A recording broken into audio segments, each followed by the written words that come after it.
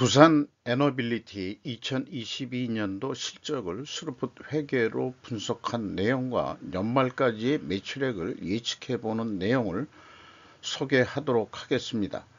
매출은 47.1% 증가했고요. 스루풋 영업이익은 300%가 증가했습니다. 포괄 가공비 배부 재고자산 회전율이 3.9회전으로 상승된 상황입니다. 구독, 좋아요는 제게 큰 에너지를 심어주시는 게 되겠고요. 부탁드립니다. 그리고 1.5배속을 보시기 바랍니다. 두산 에너빌리티와 퓨얼셀에 대한 보도 뉴스가 나왔는데요.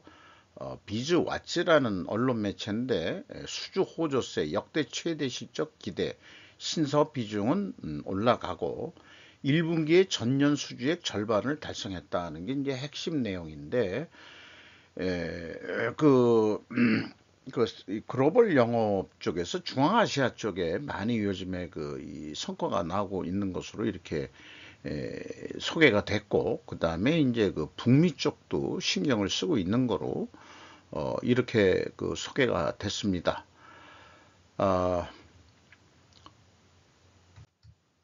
그리고 요 마케팅용이라고 할 수 있겠죠. 요 비교표는 스루풋 회계를 재미있게 좀 소개하기 위한 양념 같은 거고요.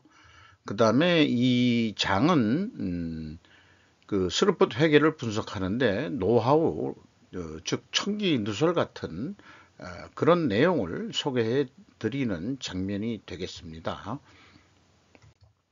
자, 원가회계 손익으로서 매출은 5조 한 3천억 원대로서 매출이 47.1% 증가했는데 가공비 배부 재고자산은 거꾸로 21%가 감소했습니다.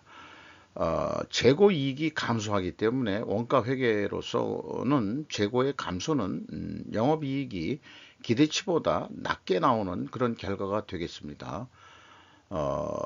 매출 원가가 더 높게 증가해 가지고 매출 총이익 줄어들었고, 그 다음에 판매 관리비가 51.2%나 크게 증가해 가지고 영업이익은 853억 원으로서 전년보다 36.9%가 감소한 실적입니다. 자, 그러면은 매출이 크게 증가했음에도 영업이익이 감소한 원인이 무엇인가? 이것이 이제 관심 대상이 되겠죠. 우선 재고자산이 감소하면은 원가회계는 영업이익이 감소한다는 것을 먼저 말씀드리고, 구체적으로 스루풋 회계로 분석을 하면서 그 원인이 무엇인지 추적해 보는 것으로 진행해 보도록 하겠습니다. 원가회계 분석, 스루풋 회계로 분석한 내용을 다시 말씀드리면은, 매출에 비례하는 매출 재료비는 35.7%가 증가했어요. 그러니까 매출 증가율보다 낮게 증가했으니까 원재료 가격이 하락한 것 같다, 이렇게 일자 추론을 할 수 있겠습니다. 다만 이런 원재료 가격 하락 추론은 인플레 시대에 좀 안 맞는 추론이 나왔다, 이렇게 볼 수 있겠죠. 이것이 나중에 어떻게 합리화할 수 있는 건지 좀 한번 좀 또 추적해 가 보는 거로 해보겠습니다. 스루풋 금액상으로 54.4% 증가했고요. 그 다음에 운영 비용이 46.3%. 그러니까 스루풋이 더 높게 증가했으니까 생산성 향상됐고, 영업이익은 스루풋 영업이익은 2,793억 원으로서 원가회계 이익보다 1,940억 원이나 높게 영업이익이 더 났습니다. 그래서 전년보다 무려 300%가 더 높게 이 영업이익이 실현됐습니다. 원가회계는 36.9%가 하락했죠. 이렇게 원가회계하고 스루풋 손익은 확 완전히 반대되는 경향이 나오는 그런 사례라고 할 수 있겠습니다. 이 모든 것이 재고자산 및 그 다음에 포괄 재고자산 미청구 공사 증감에 관련된서 나타나는 현상입니다. 재고자산 내역을 보면은 재고자산이 35억 원이 증가를 했어요. 그러나 이제 증가율은 작년도 비해서는 이제 확 떨어졌다는 얘기죠. 그 대신. 그리고 미청구 공사가 그 3,270억 원이나 크게 감소를 했습니다. 이것 때문에 이 미청구 공사의 그 감소 때문에 스루푸드 이익은 크게 이익이 증가된 것인데요. 미청구 공사는 그 스루푸드 관점에서는 포괄 제공 성격으로 인식을 하고 분석을 하고 있습니다. 수주 산업에서는 그 수주 잔고가 중요한데 매출이 5조 원대 있으니까 기말 잔고가 14조 원이니까 한 2년치 약간 이상은 그 수주 잔고를 가지고 있다 이렇게 되는데 그 진행되는 것들이 빨리빨리 끝날수록 그 수주 잔고는 더 줄게 되겠죠. 그러면은 신규 그 계약을 또 좀 더 많이 해서 외형을 계속 키워 나가야 되는 그런 상황이라고 할 수 있겠습니다. 이 표현하는 방식은 그 회계 기간이 들어간 개념으로서 제가 현대중공업이 가장 모델 케이스라고 했습니다만은 여기도 그 케이스에 맞게끔 해주긴 했어요. 근데 이제 문제는 뭐냐 그러면 현대중공업인 경우에는 매출 계상액이 크게 차이가 없는데 두산 에너빌리티는 1조 8천억이나 차이가 납니다. 이것이 그 연결 매출액인가 했더니 그런 것도 아니고 그래서 이 차이가 뭔지는 매우 궁금합니다. 그래서 이런 것까지 비교해 보는 분석가가 아마 한국에서는 없었겠죠. 제가 최초로 아마 이렇게 분석을 할 텐데 이 매출 계상액이 매출액하고 일치를 해야 될 것입니다. 그래야 수주 잔고도 신뢰가 가는 거죠. 그렇게 생각을 합니다. 이게 그 미청구 공사하고 관련된 금액일 수도 있겠다. 뭔가 상관관계는 있는데 그것까지 포함해서 또 일치시켜야 될 것으로 보입니다. 현대중공업이 계속해서 제가 그래서 현대중공업의 기준을 가지고 다 보고 있습니다. 현대중공업이 가장 근사치로 접근하고 있습니다. 매출 계상액이 말이죠. 비용의 성격적 분류 내용에서 재고자산의 변동 범위는 그 B의 표현이 원재료의 매입액으로 되어 있으면은 이 회사는 재고자산의 변동 범위가 전체 재고자산이다라는 점을 알려주고 있습니다. 원재료 매입액이 크게 증가했고 이게 두 개 합친 그 매출원가 재료비는 56.7%가 증가했습니다. 여기에 그 플러스로 표현된 것은 그 실질적으로 재고가 감소했다는 뜻이고요. 마이너스로 표현이 되면은 그 재고가 증가했다는 뜻입니다. 그래서 그 이 가공비가 그 45.6% 증가를 했어요. 그래서 총 제조 비용에 대한 가공 비율이 60%로 4.3% 증가했는데 이것은 상대적으로 재료 비율이 떨어졌다는 얘기는 원재료 가격이 또 그 내려갔다. 이렇게 이제 그 일자 추론과 같은 추론을 할 수 있겠습니다. 회계 그 투명성 검증 거기에서 이 그 PQ 총 제조 비용의 차이는 뭘로 그 핵심적으로 차이가 나냐 그러면은 그 미천구 공사 증감액의 차이가 되겠습니다. 그래서 그 PQ 총 제조 비용의 차이나 생산 재료비, PQ 생산 재료비의 차이나 그 금액은 일치를 하는데 여기에 미천구 공사액을 가감해 주면은 그 갭2로 남는 게 382억 원입니다. 이것이 2단계의 가공비 배부 재고자산의 변동 범위가 차이가 있은 금액하고 똑같습니다. 그러니까 여기 그 2단계 1번은 그 가공비가 배부되는 재고자산만 얘기를 하는 거고요. 2는 회사가 그 기준으로 가져가고 있는 전체 재고자산 기준이 되겠습니다. 어쨌든 2단계까지 이렇게 일치를 하는 것을 확인을 했고요. 그 다음에 그 3단계 현금 흐름표 기준으로 본다 그러면은 일치를 합니다. 현금식으로 얘기하면은 현금이 300억 원이 들어왔다면은 재고자산이 그 300억 원이 줄어들어야 되는데 347억 원이나 줄어들었어요. 그래서 이 47억 원이 더 줄어들었는데 그게 이제 뭐냐 그러면은 폐기 손실 등으로 되어 있습니다. 이렇게 해서 그 일치를 하는데 작년에 38억 원은 차이가 있는데 이것이 무엇인지 추적은 되질 않습니다. 그리고 미청구 공사 금액도 차이가 크게 나는데 이것이 또 무엇인지 또 확인하기는 어렵습니다만 일반적으로 미청구 공사를 매출 채권 성격으로 원가 회계는 인식을 하기 때문에 아마 그 대손 상각 금액이 아니겠느냐 이렇게 추정이 되지만은 그 대손 상각 금액이 이렇게 클 수가 있냐 이런 것도 좀 문제가 있고요. 그래서 미청구 공사 쪽에서 좀 불투명하게 좀 보이기는 합니다. 운영 비용에 있어서 그 인건비가 6,376억 원이 집행이 됐는데 작년보다 31.3% 금액이 증가했고요. 직원 수는 194명이 증가했고 인당 평균 임금은 1억 원이 넘어섰습니다. 임금 인상률이 26.9%로 크게 인상이 됐습니다. 회사는 그 비성분 내용을 아주 간단하게만 얘기를 했습니다. 운영 비용을 감가상각비하고 기타 비용, 기타 비용이 2억 한 3천만 원씩이나 크게 증가를 했는데 기타가 아니네요. 이걸 조금 더 브릭다운 해줬으면 또 얼마나 감사했을까. 그런데 뭐가 비용이 크게 증가했는지 저희로서는 크게 알 수가 없겠습니다. 경영평가지표에서 그 포괄 가공비 재고 자산 회전율이 3.9회전, 크게 그 1.9회전 정도가 크게 상승했고요. 수로푼율도 상승을 했습니다. 이렇게 동일 방향이면은 재고자산 매출원가 회계가 투명하다고 가정을 합니다. 투명 가정도 입증을 해야 되는데 원자력 가격 하락과 수주 판매 가격 상승으로 입증해야 됩니다. 그러니까 여기서도 원자력 가격이 하락한다는 추론이 나오니까 분명히 백데이터가 이 증거는 원재료가 하락해야 이제까지의 그 추론이 맞아 떨어질 겁니다.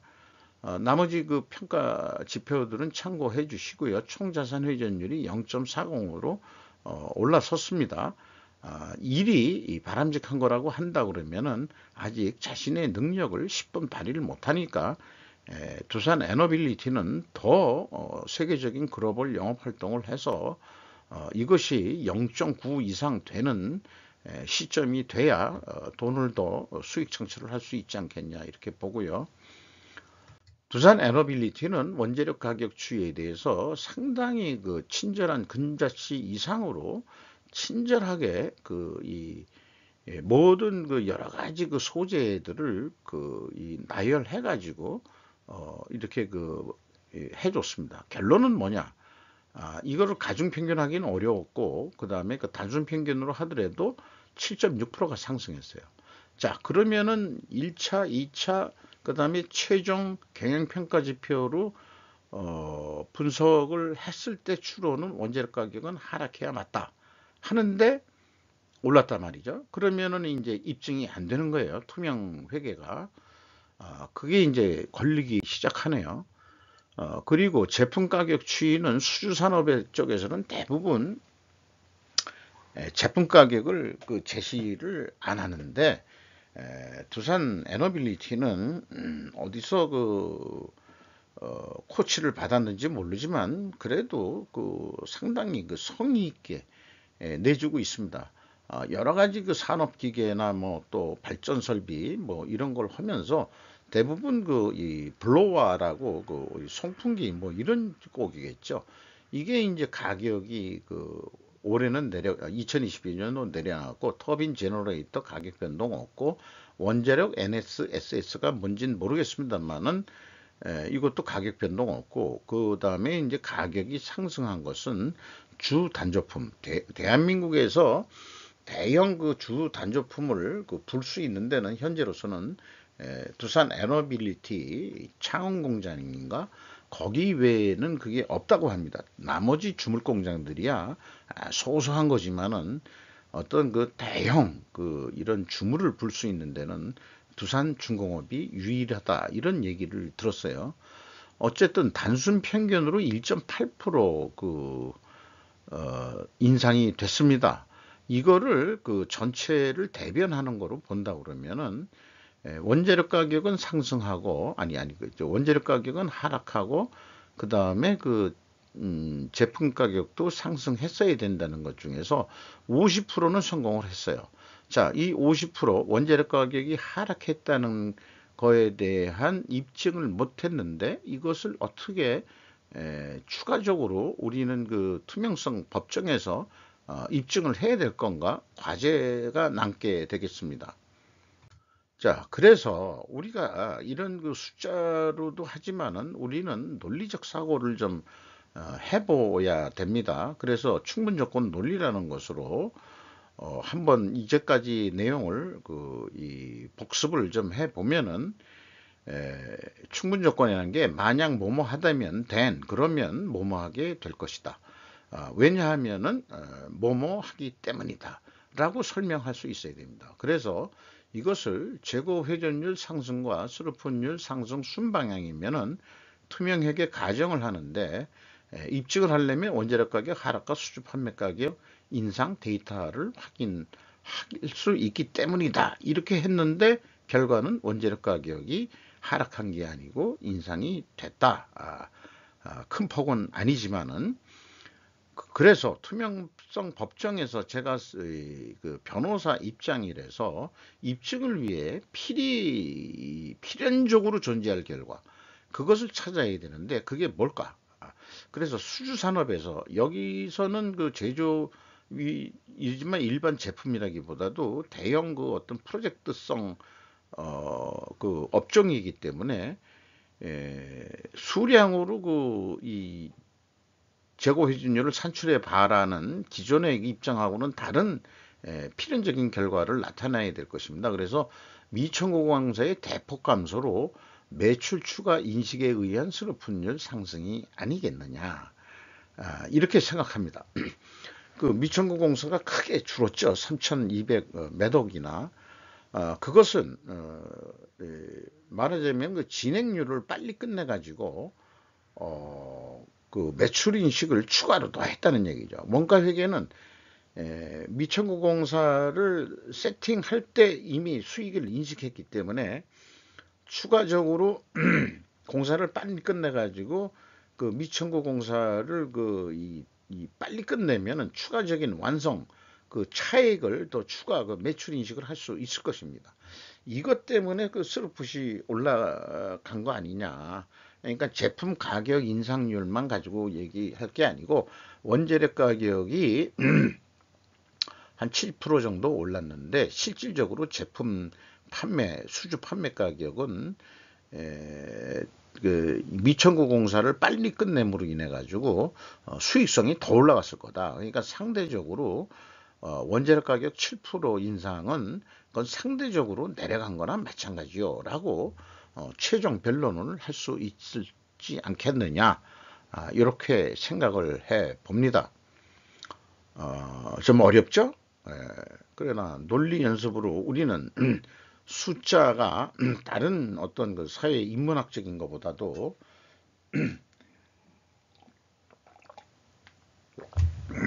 근거 있는 객관적인 데이터를 가지고 논리 연습을 충분히 할 수 있는 게 회계라고 저는 믿습니다. 그래서 우리가 논리적 사고방식을 할 수 있고 논리적으로 이 의견들을 피력하고 문제들을 해결해 나갈 수 있는 그런 능력들이 커져야 된다고 저는 믿습니다. 현금 재무지표로 그 캐펙스 그 자본적 그 투자는 없었고 거꾸로 비유동자산이 감소를 했고요. EAT 세후 현금 순이익은 4,845억 원으로서 전년보다 현금 수익률로 보면은 3.5% 떨어졌습니다. 그리고 채권자한테 차익 원리금하고 이자까지 포함해서 1조 한 3천억 원대를 갚아서 레버리지율은 30%로 낮췄습니다. 그리고 지주잉여 현금 흐름에 대해서 1억 5,800만 원이 돈이 더 들어왔는데 자본금이 이것은 뒷면에 다음 장에 설명하도록 하고요. 최종 3,500원의 현금이 유출됐습니다. 현금 버퍼율은 7.5%로 두 자릿수로 가지고 가면 좋은데 좀 많이 줄었고요. 그 다음에 이익잉여금률이 작년에 3.6%로 조금 이제는 이익잉여금을 써 나갈 수 있겠다 생각했는데 외형은 줄었더라도 그 영업 이익까지는 났어도 영업의 손익 부분들이 또 적자가 난 게 많아가지고 결국 결성금 17% 선까지 결성금률이 올라가 버렸어요. 영업의 부분은 제가 그 분석에서 제외하고 있습니다. 주주잉여 현금 내역은 그 유상증자로 들어온 게 1조 1천억 원대고 신주 인수권 행사를 해서 한 4천억 원에서 1조 5천억 원대가 현금이 유입이 됐습니다. 작년에는 한 2조 원 들어왔고 재작년에는 1.9조 원. 그럼 2조 원, 2조 원, 4조 원, 그다음에 한 5조 한 6천억 원을 3년 사이에 계속해서 돈을 두산 에너빌리티에 쏟아붓고 있습니다. 이게 언제까지 버틸 수 있느냐? 탈원전 때문에 망해가던 두산 에너빌리티가 여러 그 업종들을 다 팔아먹으면서도 가장 주업종인 두산중공업, 두산중공업, 두산 에너빌리티가 우리 살아나야만 우리나라 그 어떤 그 화력 발전 설비라든지 발전 설비라든지 담수화 설비라든지 이런 거에 대한 핵심적인 기초 중화합 공업이 살아남을 수 있다. 저는 그렇게 생각을 합니다. 두산이 어쨌든지 간에 오래된 기업인데 100년 이상인 기업인데 중공업으로 살아남기를 희망하게 됩니다. 재무상태표 중에서 자산을 오래간만에 그냥 그 소개를 하는데요. 전체적으로 그 작년보다 그 전체 자산액은 줄었는데, 눈에 띄게 그 핵심적인 거라기보다는 좀 독특한 게 건설업처럼 선급금이 많다는 거죠. 이게 작년보다 1280억 원이나 이제 현금이 더 나갔는데, 이게 이제 공사형 선급으로 현장에 선급금을 줘가지고 나중에 정산하는 그런 성격으로 보여집니다. 자, 이렇게 해가지고, 2022년도 실적을 가지고 2023년도 매출액을 예측을 하면은 한 7조 9천억 원 정도 할 것 같다. 그래서 계약을 7조 9천억 정도로 한다면은 한 2천억 정도 남는 거로, 요 경우에 재고가 20% 증가하는 거로 가정을 했어요. 그런데 반대로 재고를 20% 줄인다면은 2천억이라는 영업이익이 1천억 원대로 반으로 뚝 떨어집니다. 이게 원가 회계의 맹점이라는 거고요. 그 맹점에 대해서 계속해서 이렇게 소개를 하고 있는 거고요. 대안으로서 스루포트 회계를 제시하는 거고, 스루포트 관점으로 예측을 해도 거의 유사하게 나옵니다. 7조 9천억 원으로서. 그러니까 계약일 7조 9천억 하면은 스루포트 쪽은 상당히 더 이익이 나옵니다. 거의 3,900억 나오는데 더 욕심을 내서 재고 회전율이 3.9회전까지 했는데 4.2회전, 7% 정도 더 회전은 못하게 좀 노력하자. 이 얘기는 뭐냐 그러면 수주산업에서는 또 판매하는 게 아니고 이미 수주가 돼 있는 거기 때문에 공사를 빨리 끝낸다는 얘기예요.